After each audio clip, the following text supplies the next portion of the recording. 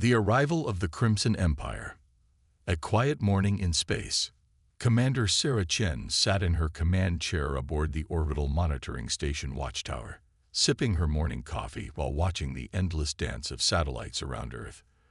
The blue marble below rotated slowly, peaceful and unaware of the dangers that might lurk in the vast darkness beyond.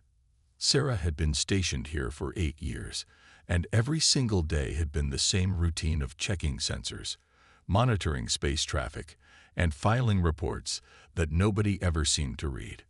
Her team of 12 specialists worked quietly at their stations, running diagnostics on the deep space arrays and tracking the movement of space debris. Lieutenant Tom Bradley, her communications officer, hummed softly while calibrating the long-range receivers. Ensign Maria Santos checked the orbital mechanics of incoming supply ships. It was just another ordinary Tuesday morning in Earth's outer defense perimeter. Sarah had often wondered what she would do if something actually happened out here. The training manuals spoke of first contact protocols and invasion scenarios, but after nearly a decade of complete silence from the stars, she had begun to think that Earth was truly alone in the universe. The scientists down on the planet kept insisting that life must exist somewhere else, but the evidence seemed to suggest otherwise. That changed at exactly 8:47 hours when every alarm on the station began shrieking at once. The sensors scream. "Commander." Lieutenant Bradley's voice cracked with excitement and terror. "We're detecting massive spatial distortions at the edge of the system. Something big is coming out of hyperspace." Sarah's coffee cup hit the floor, shattering as she leaped from her chair. The main display screen flickered to life, showing long-range sensor readings that made her blood run cold. Dozens of energy signatures were materializing in the darkness beyond Pluto's orbit, each one larger than anything humanity had ever built. "How many contacts?" Sarah demanded, her training kicking in despite her racing heart. "Counting now, ma'am," reported Ensign Santos, her fingers flying over her console. 47 distinct signatures. "No, wait, more are appearing. 61, 78, 95. Her voice grew smaller with each number. "Commander, the largest one is reading at 15 kilometers in length." The bridge fell silent except for the constant beeping of alarms. Sarah stared at the display, watching as more and more alien vessels dropped out of hyperspace in perfect formation. These weren't exploration ships or peaceful traders. The geometric precision of their arrival and the overwhelming size of their fleet spoke of military organization and hostile intent. "Get me President Rodriguez immediately," Sarah ordered, "and send a priority Alpha alert to all Earth Defense Force stations. Tell them we have incoming." The communication system crackled to life as technicians established contact with Earth's leaders. Meanwhile, the alien fleet had finished its dramatic entrance and was now moving deeper into the solar system with deliberate, measured speed. Sarah watched their approach with growing dread, knowing that humanity's small collection of patrol ships and orbital platforms would be utterly useless against such an overwhelming force. The ultimatum arrives. Within hours, the alien fleet had positioned itself throughout the solar system, with the largest vessels taking up orbit around Earth itself. The massive ships blocked out portions of the sky, casting dark shadows over major cities and sending the world's population into panic. Sarah's station was now surrounded by sleek alien destroyers, their hulls gleaming like fresh blood in the sunlight. President Elena Rodriguez had declared a global emergency and was coordinating with world leaders from the Situation Room beneath the White House. Military forces across the globe were mobilizing, though everyone knew it was a futile gesture. The alien technology was clearly centuries ahead of anything Earth possessed. The aliens remained silent for exactly 24 hours, letting the fear build and allowing humanity to fully comprehend their helplessness. Then, at precisely noon on Wednesday, every communication device on Earth received the same message simultaneously. "Inhabitants of the third planet, you will surrender immediately and without resistance. I am Admiral Kresh of the Crimson Empire, and your world now belongs to us. You have 72 hours to lay down all weapons, open your cities to our forces, and prepare for integration into our empire. Any attempt at resistance will result in the complete sterilization of your planet. This is your only warning." The message repeated in every human language, broadcast on every frequency, and displayed on every screen. The voice was cold, mechanical, and absolutely certain of its own superiority. Sarah listened to it from her command station, feeling the weight of humanity's fate pressing down on her shoulders. Humanity's secret project. What Admiral Kresh and his Crimson Empire didn't know was that humanity had been preparing for this possibility longer than most people realized. Deep beneath the Colorado mountains, in a facility so secret that only a handful of government officials knew of its existence, Dr. Marcus Vale had been working on humanity's most desperate gambit.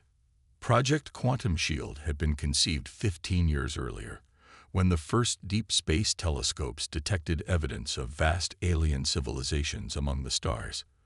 While the public remained unaware of these discoveries, a small group of scientists and military leaders had begun preparing for the day when humanity might need to defend itself against impossible odds. Dr. Vale, a brilliant quantum physicist who had spent his entire career studying the fundamental nature of reality itself, had proposed a radical solution. If humanity couldn't match alien technology ship for ship, perhaps they could change the rules of the game entirely. His quantum displacement generators could theoretically create pockets of twisted spacetime, regions where the normal laws of physics no longer applied. The technology had never been tested on a large scale, and the risks were enormous. The quantum fields could just as easily tear apart Earth's atmosphere as protect it from invasion. But as Admiral Kresh's fleet settled into position around the planet, Dr. Vale knew that desperate times called for desperate measures. "Mr. President," he said over the secure video link to the White House Situation Room, "the generators are ready. All 17 installations are powered up and synchronized. But I have to warn you again, we don't know what will happen when we activate them." President Rodriguez looked exhausted, her face drawn with the weight of making decisions that could save or damn the entire human race. "Doctor, in your professional opinion, what are our chances of success?" Dr. Vale was quiet for a long moment, staring at the readings from his quantum field generators. "Honestly, ma'am, I'd say 50-50. Either the displacement fields will work as designed, or they'll create a cascade failure that tears apart local spacetime. There's no middle ground. And if they work as designed, then anything caught in the quantum displacement fields will be shifted out of normal reality into pocket dimensions where they can't affect our universe. The alien ships would simply cease to exist from our perspective." The final hours. As the 72-hour deadline approached, Sarah watched from her orbital station as the alien fleet prepared for what they clearly expected to be an easy conquest. Smaller ships were detaching from the main force, moving into position to begin the bombardment of Earth's major cities. The largest vessels charged their weapon systems, energy building along their hulls like captured lightning. Down on Earth, billions of people huddled in their homes, praying to whatever gods they believed in and saying goodbye to their loved ones. The news channels had given up trying to provide hope, simply broadcasting the countdown to humanity's deadline with grim efficiency. In his underground bunker, Dr. Vale made final adjustments to the quantum displacement network. The generators hummed with barely contained power, creating a low vibration that could be felt through miles of solid rock. His team of assistants worked in tense silence, knowing that they were about to attempt something that had never been tried before in the history of science. "All stations report ready," announced his chief assistant, Dr. Jennifer Park. "Quantum fields are stable and synchronized across all 17 sites. Power levels at maximum sustainable output," added Dr. Robert Kim from his position at the main control panel. "Field generators are holding steady." Sarah received the activation signal through encrypted channels as she watched the alien fleet begin its final approach. The massive ships were now close enough that she could see individual weapon ports along their hulls, thousands of guns preparing to rain destruction on the planet below. "This is it," She whispered to her crew, "Everyone get to emergency stations and prepare for anything." Reality breaks. Admiral Kresh stood on the bridge of his flagship, the Crimson Dominator, watching the primitive planet below prepare for its final moments. In 3 decades of conquest, he had never encountered a species foolish enough to resist the Crimson Empire's overwhelming might. These humans would learn the price of defiance, and their world would serve as an example to other primitive civilizations. "All ships, commence bombardment," he commanded, his voice carrying across the fleet through quantum communication arrays. At that exact moment, Dr. Vale pressed the activation switch in his Colorado bunker. The effect was instantaneous and impossible to describe in normal terms. Space itself seemed to ripple and fold around each alien vessel, reality bending and twisting as the quantum displacement fields engage. The fabric of the universe developed wrinkles and creases, and the alien ships found themselves sliding sideways out of normal existence. From Sarah's perspective on the watchtower, the enemy fleet simply began to fade. The massive vessels became translucent, their edges blurring as they phased out of reality. Within seconds, the entire Crimson Empire Armada had vanished completely, leaving empty space where moments before there had been enough firepower to sterilize a planet. The quantum displacement had worked perfectly. The alien ships hadn't been destroyed. They had been shifted into pocket dimensions, alternate realities where they could continue to exist, but could never again threaten Earth or any other world. They had become ghosts, trapped in spaces that existed parallel to normal reality, but could never touch it. The silence after. For long minutes, nobody spoke. On Earth, people stared at empty skies where alien warships had hung like storm clouds just moments before. On the watchtower, Sarah and her crew watched their sensors confirm what their eyes had already seen. The alien fleet was gone, completely and utterly vanished. "Commander," Lieutenant Bradley said in a hushed voice, "are you seeing this? All contacts have disappeared from our screens. It's like they were never here." But Sarah knew they had been here, and she knew that humanity had just done something that would change everything. Somewhere out in the galaxy, other civilizations would eventually notice that the Crimson Empire's conquest fleet had simply vanished. They would investigate, and they would discover that a small, seemingly primitive world had made an entire armada disappear. Humanity had wanted to remain hidden, to defend themselves quietly and avoid galactic attention. Instead, they had just announced themselves to the universe as the species that could erase fleets from existence. The consequences of that announcement would be arriving soon. The galaxy's new fear. The silence spreads. News of the Crimson Empire's disappearance spread across the galaxy like ripples in a pond, carried by quantum communication networks that connected thousands of civilizations. What had started as routine monitoring of a standard conquest mission had become the most disturbing mystery in galactic history. Admiral Kresh and his entire fleet had simply vanished, leaving behind only silence and the terrifying question of what force could make 100 warships cease to exist. On the industrial world of Vega Prime, the Hegemony Council convened an emergency session. The Hegemon, a tall, crystalline being whose species had ruled this sector for millennia, stood before the assembled delegates with visible concern etched into his angular features. "Fellow beings," the Hegemon began, his voice resonating through translation matrices, "we face a situation unprecedented in our recorded history. The Crimson Empire, one of the galaxy's most feared military powers, has lost an entire conquest fleet. Not defeated, not destroyed, but simply erased from existence." The council chamber erupted in concerned murmurs as delegates from dozens of species absorbed this information. The Crimson Empire had been expanding for centuries, conquering worlds and enslaving civilizations with mechanical efficiency. Their sudden disappearance represented a shift in galactic power that no one fully understood. Ambassador Thys of the Peaceful Meridian Coalition raised her elongated arm to speak. "Honored Hegemon, our long-range sensors detected the fleet's approach to the human homeworld. Have we confirmed that this species called humanity was responsible for the disappearance? The evidence strongly suggests it, replied the Hageman.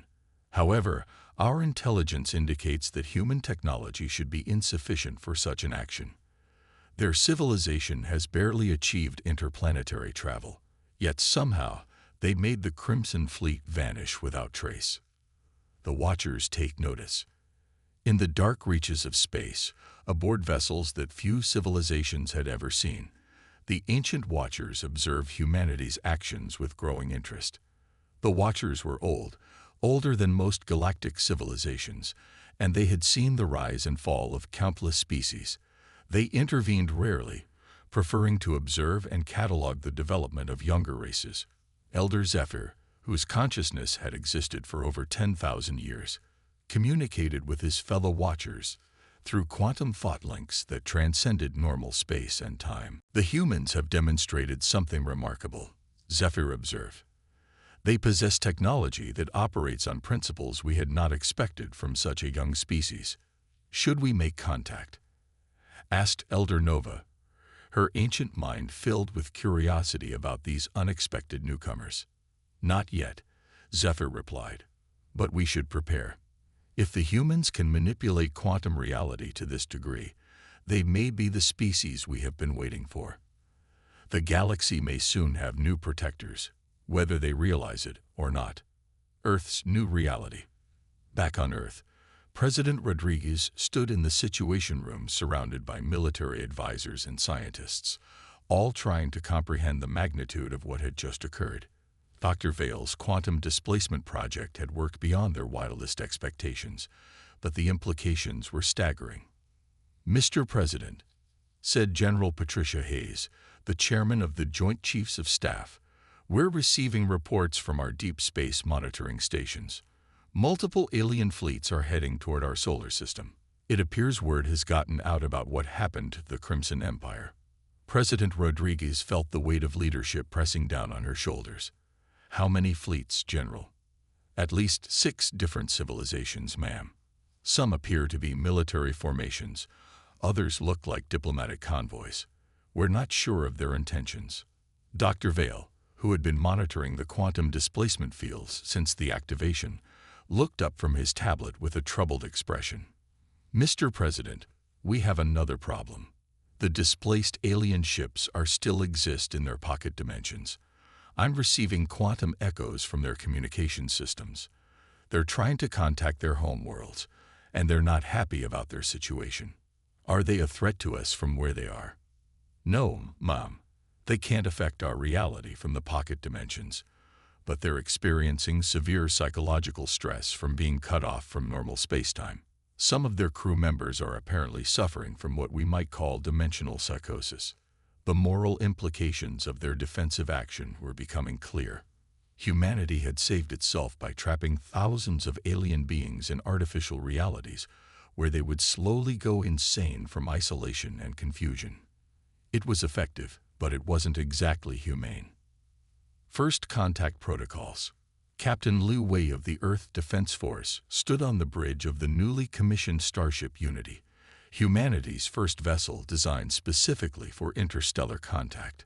The ship had been built in secret over the past 5 years, based on reverse-engineered technology from crashed alien probes, but now it would serve as Earth's first line of diplomatic defense. Captain, reported his communications officer, Lieutenant Sarah Park, we're receiving transmission from the lead vessel of the approaching Meridian Coalition fleet. They're requesting permission to establish peaceful contact. Liu Wei had been chosen for this mission because of his extensive experience in international diplomacy before joining the military. He understood that every word spoken in the next few hours could determine humanity's place in the galaxy for generations to come. Open a channel, Lieutenant. Let's see what they want. The main screen flickered to life, revealing the image of a graceful, elongated being with silvery skin and large, intelligent eyes. The alien's expression was carefully neutral, but Liu Wei could detect underlying concern in its posture. "Greetings, humans of Earth," the alien said in perfect English, its voice melodious and calm. I am Ambassador Zix of the Meridian Coalition. We come in peace, seeking to understand what transpired with the Crimson Empire fleet. Ambassador Zix, Liu Wei replied formally. I am Captain Liu Wei of the Earth Defense Force. We welcome your peaceful approach and are willing to discuss recent events. Captain Liu, we must be direct. The disappearance of Admiral Kresh's fleet has created fear throughout the galaxy. Many civilizations believe that humanity possesses weapons of unimaginable power. We need to understand whether you represent a threat to galactic peace. Liu Wei chose his words carefully. Ambassador, humanity acted only in self-defense. We had no choice but to protect our world from invasion. We have no hostile intentions toward any peaceful civilization. Yet you made an entire fleet vanish from existence. How can we be certain you won't do the same to us if we displease you? The burden of power. The question hung in the air like a physical weight. Liu Wei realized that humanity had stumbled into a position they had never wanted, feared by civilizations they had never met for power they barely understood. Earth had become the galaxy's newest superpower overnight, but it was a role they were completely unprepared to fill. Ambassador, Liu Wei said finally, perhaps we could arrange a meeting on neutral ground. We believe that understanding can replace fear, but only through honest communication. Over the following weeks, Earth became the center of unprecedented galactic attention. Diplomatic missions arrived from dozens of civilizations, each seeking to understand humanity's capabilities and intentions. Some came offering trade agreements and alliance proposals. Others came with thinly veiled threats, suggesting that preventive action might be necessary if humanity proved too dangerous. The peaceful Kithara brought gifts of advanced medical technology, hoping to curry favor with the new galactic power. The militant Vorthan Confederacy sent heavily armed battle cruisers, making it clear that they would not hesitate to attack if humanity showed signs of aggressive expansion. The ancient Keepers of Wisdom offered to share knowledge of quantum mechanics in exchange for details about the displacement technology. The moral dilemma. Dr. Vale found himself at the center of increasingly difficult ethical debates. The quantum displacement fields were still active, maintaining the pocket dimensions where the Crimson Empire fleet remained trapped.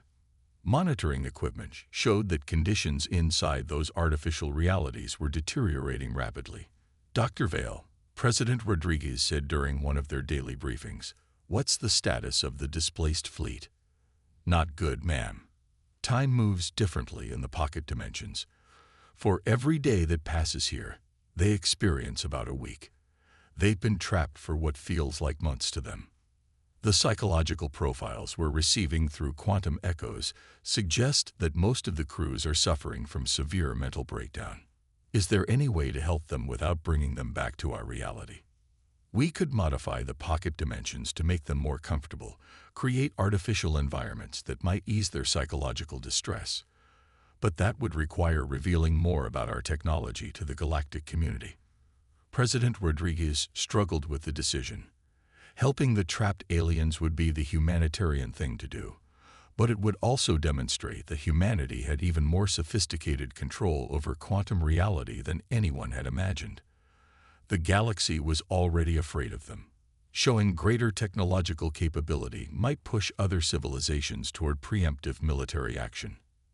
Unexpected allies. The deadlock was broken by an unexpected intervention. The Watchers, ancient beings who had observed galactic civilization for millennia without interfering, finally revealed themselves to humanity.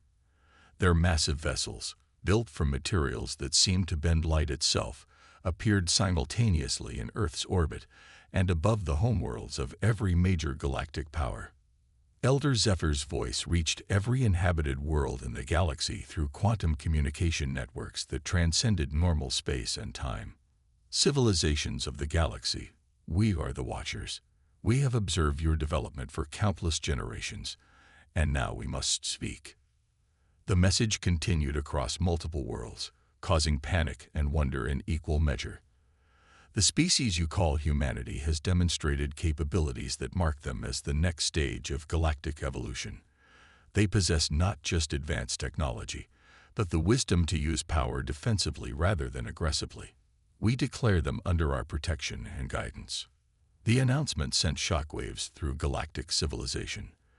The Watchers were legends, beings so ancient and powerful that most species had begun to doubt their existence. Their declaration that humanity was under their protection effectively ended any thoughts of preemptive strikes against Earth. A new beginning. With the Watchers' intervention, the immediate threat to humanity diminished significantly. No civilization would risk attacking a species under their protection, but the galaxy had fundamentally changed, and humanity found themselves reluctant participants in galactic politics, whether they wanted it or not. Dr. Vale, working with alien scientists who had offered to help, developed a solution for the trapped Crimson Empire fleet. The modified pocket dimensions became comfortable artificial worlds where the displaced aliens could live normal lives while remaining cut off from the ability to harm others. It wasn't perfect, but it was better than driving them insane with isolation.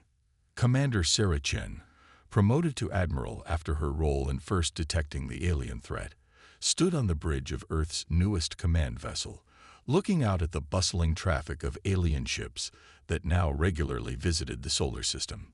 Trade routes had been established, diplomatic embassies built, and humanity had begun its first tentative steps into the larger galactic community. "It's not what we expected," she said to Captain Liu Wei, who had been assigned as her first officer. "We thought first contact would be about learning our place in the galaxy. Instead, we've become one of the galaxy's major powers overnight. Do you think we're ready for that responsibility?" Liu Wei asked. Sarah considered the question carefully. "I don't think anyone is ever ready for that kind of responsibility, but we've proven that we'll use power to protect rather than conquer. Maybe that's enough to start with." The galaxy had learned to fear humanity not for their aggression, but for their ability to make problems simply disappear. It was a unique form of power, one that came with enormous responsibility. As Earth took its first steps into the galactic community, they carried with them the burden of being the species that could erase fleets from existence, and the wisdom to use that power only when all other options had been exhausted. The Crimson Empire's conquest fleet had vanished, but in its place had emerged something far more significant: humanity's role as reluctant guardians of galactic peace, armed with technology that could reshape reality itself and the moral compass to use it wisely.